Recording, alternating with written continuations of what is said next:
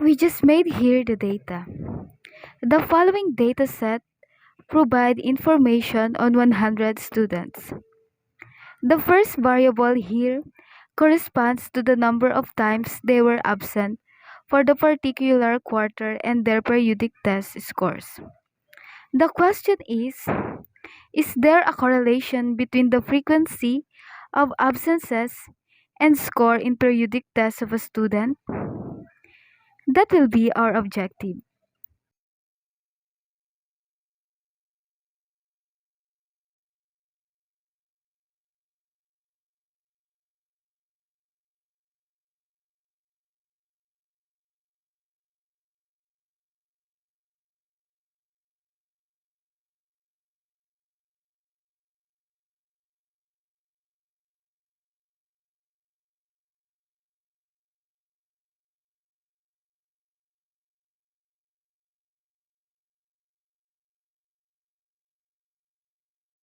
Our null hypothesis will be stated as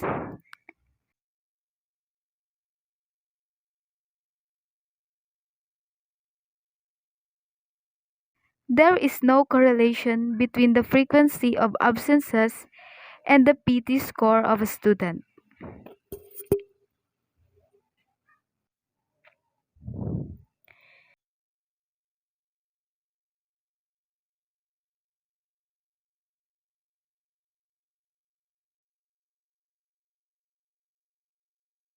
Since the Pearson R requires that the data should be normally distributed, we will assume that the first and second variable are normally distributed for the meantime, so that we can utilize the Pearson R.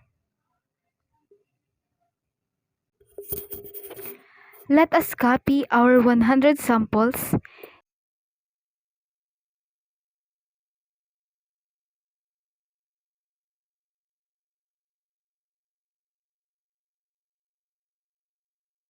and paste it in the online calculator.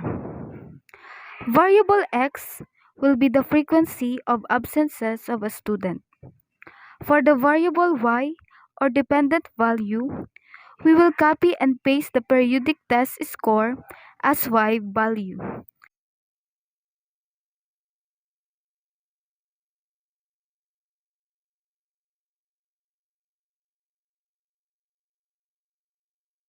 Then press Calculate R.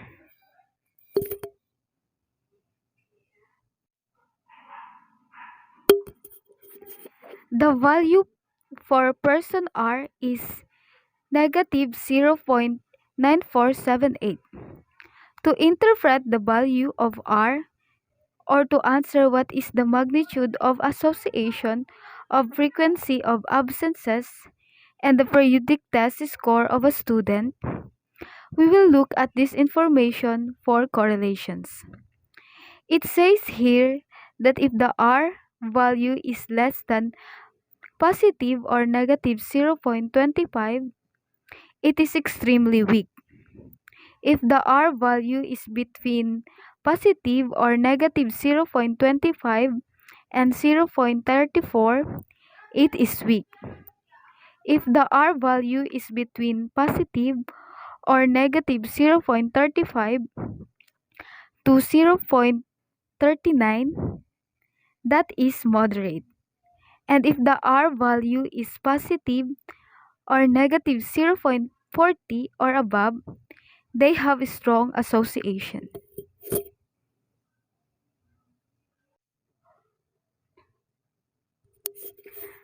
However, our value here, negative 0.9478, that is negative. If we will have the negative value, that means that we have the perfect negative correlation. The question here is, what is the magnitude of the correlation between the frequency of absences and score in periodic tests of a student? So, the value is 0.9478, and if we get back to the interpretation or scale, that is more than positive or negative 0.40. So that means that they have strong association. However, the question there is there a significant correlation between the frequency of absences and and the periodic test score of a student?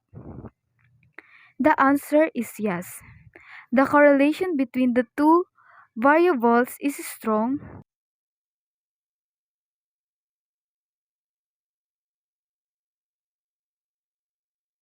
So, shall we reject or accept the null hypothesis? To decide whether to reject or accept the null hypothesis, we need to determine their probability value. Our condition for significant level is set to 0.05. It will be our basis to accept or reject the null hypothesis. In order to accept or reject the null hypothesis, we should have a condition.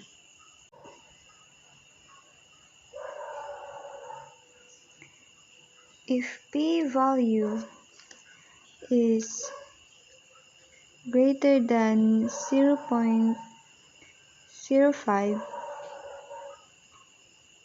we will accept the null hypothesis. However, if the p-value is less than 0.05, then we will reject the null hypothesis.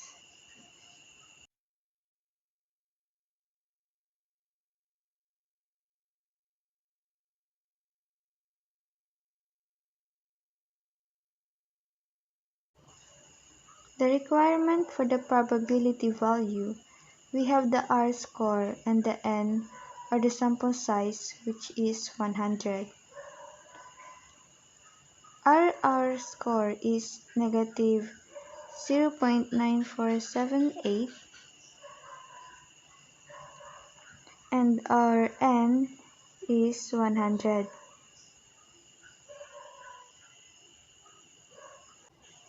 Then we have significance level that has been set to 0.05. Let's try to calculate.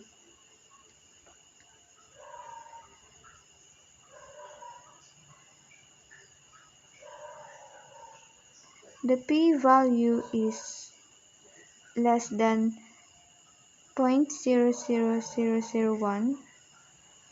It suggests that the result is significant at p less than 0.05.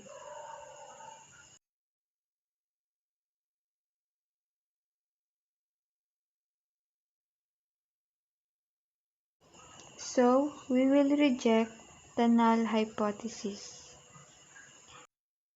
It suggests that there is a correlation between the frequency of absences of a student and their periodic test scores. Our data analysis is: the data has been tested with Pearson R correlation to determine the association between the frequency of absences and periodic test scores of a student. Assuming that the data distribution between the frequency of absences and periodic test scores of a student were normally distributed, the statistical test or the computed R value is negative 0.9478,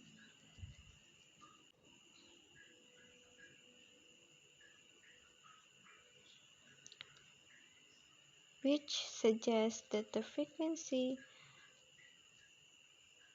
of absences of a student and their periodic test scores were strong in terms of association.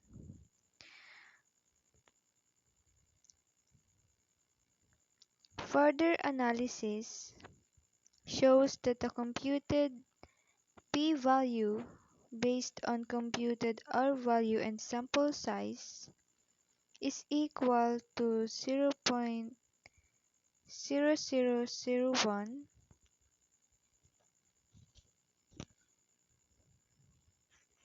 which is lower than the significance level of 0.05.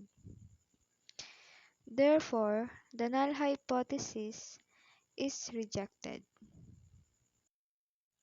The value of p is less than 0.00001 or less than 0.05, which indicates a significant correlation between the frequency of absences and periodic test scores of a student.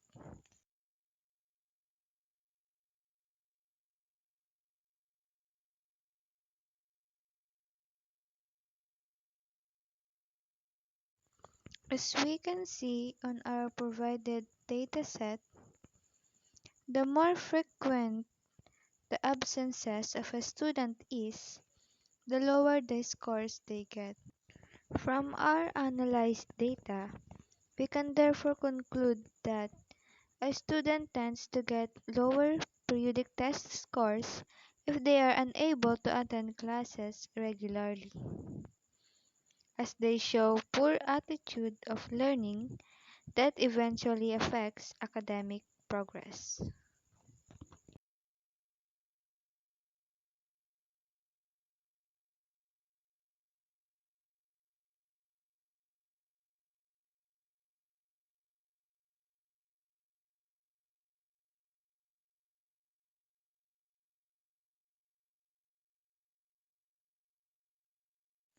This implies that as the number of days absent increases, the student's periodic test scores tends to decrease.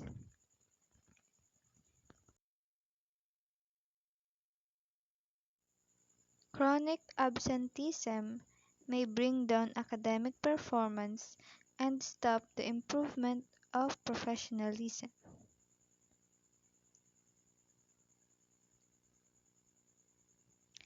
Thus, it should be controlled to achieve the quality of education and academic goals.